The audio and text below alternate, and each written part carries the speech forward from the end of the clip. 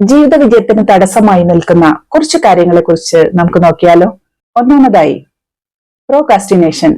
എല്ലാ കാര്യങ്ങളും നാളേക്ക് നീട്ടിവെക്കുന്നവർ.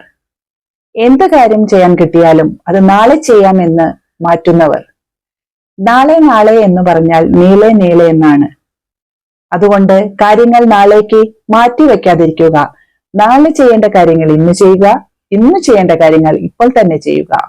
രണ്ടാമതായി, കമ്പാരിസൺ. നമ്മുടെ വീട്ടിലുള്ളവരെ മറ്റുള്ളവരുമായി താരതമ്യം ചെയ്യാതിരിക്കുക, അല്ലെങ്കിൽ കമ്പയർ ചെയ്യാതിരിക്കുക.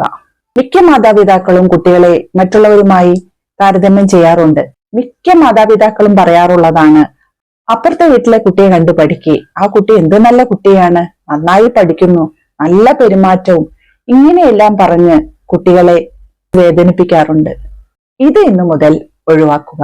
മൂന്നാമതായി, പെർഫെക്ഷനിസം. എന്ത് കാര്യങ്ങളും പെർഫെക്റ്റ് ആകണമെന്ന് ചിന്തിക്കുന്നവർ. അവർ കാര്യങ്ങളെ മാറ്റിവെച്ചുകൊണ്ടേയിരിക്കും.